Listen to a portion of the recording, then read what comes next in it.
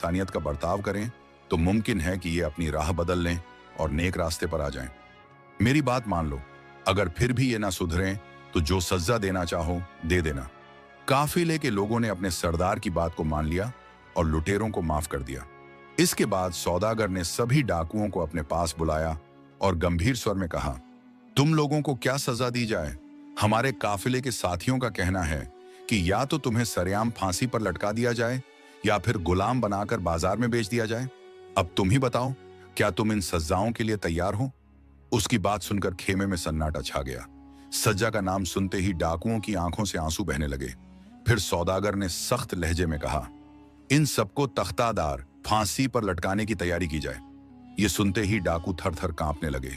उनमें से एक ने कांपती आवाज में कहा, सरदार हमें माफ कर दीजिए। जिन कबीलों में हम पैदा हुए हैं वहां हमारे बुजुर्ग भी यही काम करते आए हैं। हमें बचपन से चोरी और डाका सिखाया गया है। अगर हम में से कोई मेहनत मजदूरी करने की कोशिश करता है तो कबीले वाले उसका मजाक उड़ाते हैं। हम मजबूरी में ये काम करते हैं। अगर आपने हमें सजा दी तो हमारे बच्चे यतीम हो जाएंगे। सौदागर ने यह सब सुनकर मन ही मन सोचा, मैं जैसा सोच रहा था बिल्कुल वैसा ही हो रहा है। इन लुटेरों की अक्ल ठिकाने आ चुकी है और ये अब सुधर सकते हैं। अगर इन्हें साथ रखा जाए और तिजारत सिखाई जाए तो शायद ये नेक रास्ते पर आ जाएं। फिर सौदागर ने कहा, ठीक है, तुम्हें एक शर्त पर माफ किया जाएगा। सबसे पहले तुम सबको अपने गुनाहों की सच्चे दिल से तौबा करनी होगी। फिर तुम्हें हमारे साथ रहकर मेहनत मजदूरी करनी होगी और तिजारत सीखनी होगी, तभी माफी मिल सकती है।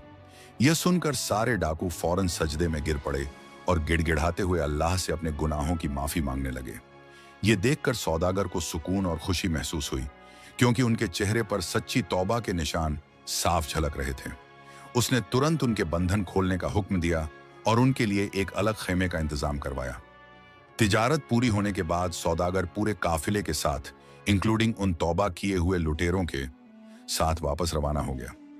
कुछ दिन सफर करने के बाद सौदागर का काफिला उसी जंगल में पहुंचा जहां पहले डाकुओं ने उन पर हमला किया था। उस जगह पर पहुंचते ही अब तौबा कर चुके लुटेरों में से कुछ ने सौदागर से कहा, सरदार, इस जगह से थोड़ी ही दूरी पर हमारे कबीले बसे हुए हैं। हम पिछले कई दिनों से आपके साथ हैं, इसलिए हमारी बीवियां और बच्चे हमारी फिक्र में परेशान हो रहे होंगे। अगर आप कुछ वक्त की मोहलत दें तो हम उनसे मिलकर उन्हें अपनी खैरियत बता देंगे और यह भी समझा देंगे कि अब हम तिजारत के काफिले के साथ बगदाद जा रहे हैं।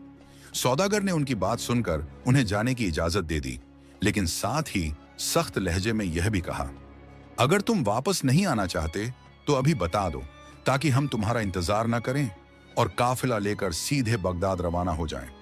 लेकिन एक बात याद रखना, अब से अगर इस जंगल से गुजरने वाला कोई भी काफिला तुम्हारे हाथों तंग हुआ तो अगली बार कोई और सरदार तुम्हें माफ नहीं करेगा। इस बार तो मैं था, मगर अगली बार शायद कोई सख्त दिल होगा जो तुम्हें बिल्कुल नहीं छोड़ेगा। मेरी बात को गांठ बांध लो। सौदागर की बात सुनकर सारे लुटेरे उसके कदमों में गिर पड़े। उन्होंने जान बख्शने के लिए शुक्रिया अदा किया और नम आंखों से बोले, हम आपका एहसान कभी नहीं भूल सकते और न ही इसका कर्ज चुका सकते हैं। जब सौदागर उन्हें खुदा हाफिज कहकर विदा करने लगा तो उनमें से एक लुटेरा बोला, सरदार, अगर मुमकिन हो तो आप भी हमारे साथ चलें, ये मेरी दिल्ली ख्वाहिश है।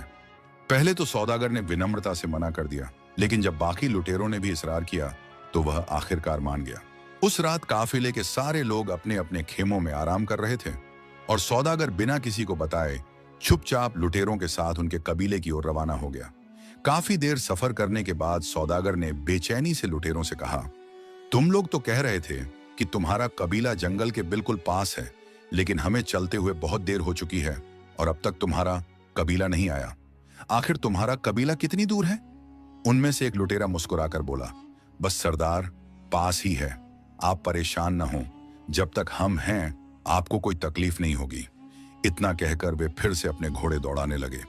कुछ और दूरी तय करने के बाद सौदागर ने थक कर अपना घोड़ा रोक लिया और फिर गंभीरता से बोला, तुम लोग बार बार कह रहे हो कि कबीला पास है, लेकिन अब तक उसका कोई नामो निशान नहीं दिखा। मैं अब और आगे नहीं जा सकता। मैं अपने साथियों को बताए बगैर तुम्हारे साथ चला आया हूं। मैं यहां इस जंगल में बेयारो मददगार मरना पसंद नहीं करूंगा। तुम लोग अब आजाद हो, चाहे तो हमारे साथ वापस चलो, लेकिन मैं अब वापस लौट रहा हूं। यह कहकर सौदागर मुड़ने ही वाला था कि अचानक वे सभी लुटेरे उसे घेर लेते हैं। उनके तेवर अब पूरी तरह बदल चुके थे। उनमें से एक ने तल्ख लहजे में कहा, डाकुओं की बस्ती में आकर तुम बचकर कैसे जा सकते हो? तुम्हें हमारे साथ चलना ही होगा, वरना हम यहीं तुम्हें मौत के घाट उतार देंगे। सौदागर को अपने फैसले पर गहरा अफसोस होने लगा। उसने सोचा कि उसने किन लोगों पर एतबार कर लिया, जिन पर भरोसा करना ही सबसे बड़ी भूल थी। उनकी तादाद ज्यादा थी और सौदागर अकेला। एक लुटेरा ठहाका लगाते हुए बोला, क्या सोच रहे हो सरदार? कल तक हम तुम्हारे कैदी थे और आज तुम हमारे कैदी हो। तुमने हमारे साथ जो नेकी की थी उसका सिला तुम्हें ऊपर जाकर मिलेगा। सौदागर को यह सब सुनकर गहरा दुख हुआ। उसने एक ठंडी आह भरी और मायूसी से बोला, तुम लोग फिरौन सिफत इंसान हो, तुम्हें कोई भी राह रास्त पर नहीं ला सकता।